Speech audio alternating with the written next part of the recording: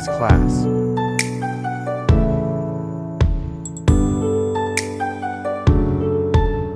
Today we are going to learn about the calling.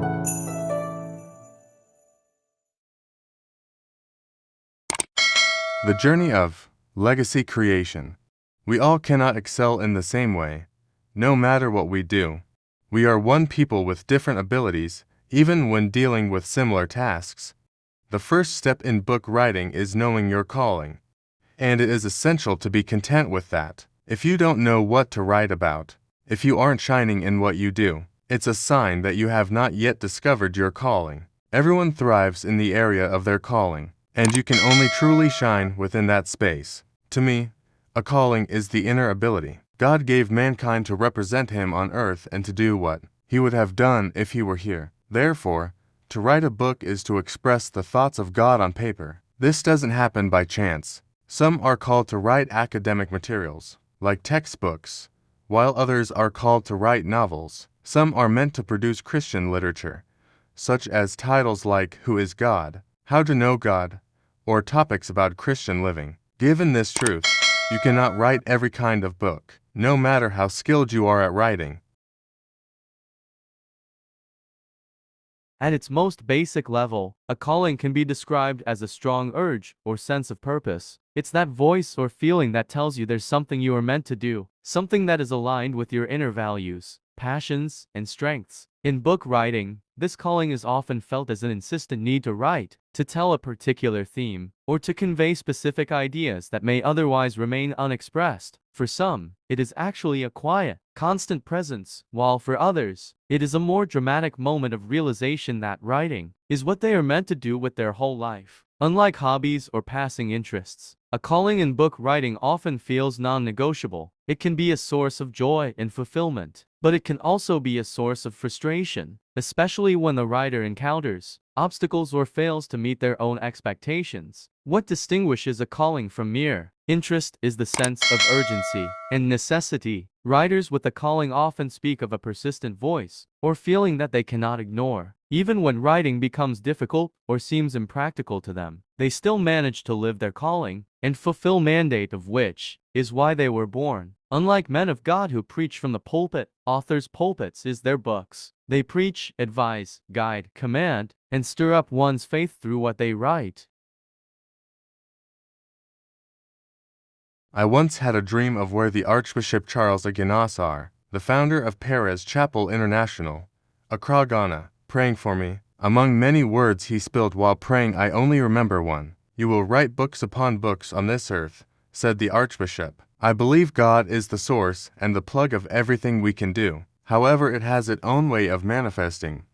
It can arise from a variety of sources. For many, it starts in childhood, sparked by a love of reading and an early appreciation for the power of stories. The joy of being transported into fictional worlds can be the seed from which the calling grows. Well, I wasn't a vigorous reader in my childhood though. Others may find their calling later in life, perhaps after experiencing a significant life event or a period of personal reflection. Life experiences, personal struggles, or societal issues can also serve as catalysts for a writer's calling. Writing may become a way to process emotions, share one's perspective, or advocate for change. Some writers feel called to write because of a deep-seated need to connect with others. They may have experienced loneliness, alienation, or a sense of being misunderstood, and writing becomes a way to bridge those gaps. For others, the call may be more personal, a means of self-exploration, a way to make sense of the world,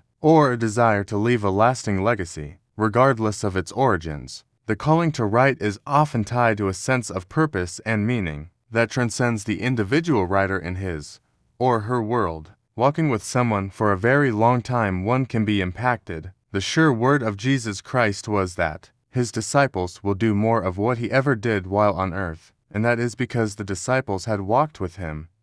In our dispensation, where technology is widely advancing, you can follow and walk with a man of God without seeing him, and impartation is assured. Above all, one can be taught thoroughly on how to become an author without necessarily having the sense of calling. to fully respond to the call and explore all the inner ability. Perseverance is perhaps the most important quality a writer can possess when answering the call to create. Writing a book is a long, often arduous process that requires sustained effort over time. My second book took me 2 years to have it published. I finished writing it within 30 days and used over 1 year to fleshing it back to back, even that it was still rejected by some group of people including so-called priests. Writers must be prepared to face setbacks, rejections, and moments of frustration. But those who are truly called to write understand that these challenges are part of the journey. Perseverance involves more than just pushing through difficult moments. It also requires a willingness to learn and grow. Writers who are committed to their calling are constantly seeking to improve their craft, whether through writing workshops, reading widely, or seeking feedback from others. They view setbacks as opportunities for growth rather than as reasons to give up. In all that I went through, that same book opens me up in my corner. It took me to some prominent and noble individuals. Perseverance also involves maintaining faith in your calling, even when the path ahead seems uncertain and unpredictable. Writers who feel called often speak of a deep sense of trust in the process. Even when the outcome is unclear, they understand that the act of writing itself is meaningful, regardless of whether their work is ultimately published or recognized. After all, I am also an author. That is exactly what I kept on saying when the rejection was unbearable, and keep on saying it till date. The final thing I will talk about, with regards to authorship calling, is the challenge of saying yes to the call. While the idea of a calling may sound romantic or inspiring, the reality of answering the call to write a book is often far more complex, especially in some parts of Africa, where citizens don't like reading. Writing is a demanding process that requires time, discipline, and perseverance. Many young writers struggle with balancing their calling with the practicalities of daily life, such as education, work, family obligations, and financial pressures. Additionally, the writing process itself can be fraught with difficulties, from writer's block to self-doubt to rejection. One of the biggest challenges I ever faced when starting was how to combine this calling with my academics. Being an SHS student and having this goal of writing a book is not new news, but it doesn't normally happen to everyone. The common conundrum most young writers face is the tension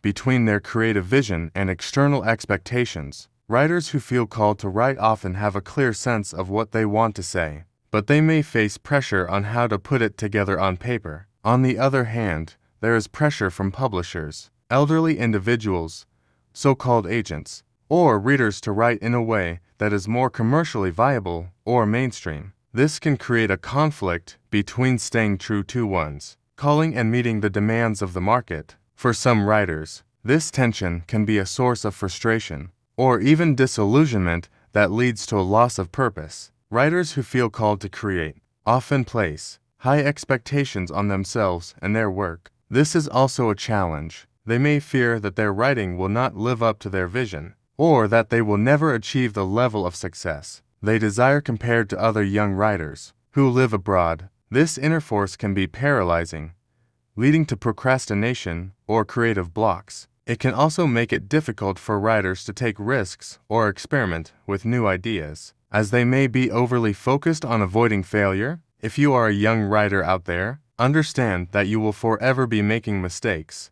Without those mistakes, you will not grow and develop a natural professionalism. Be ready to let them happen when you cannot do anything about it. Meanwhile, learn from them to gain the upper hand.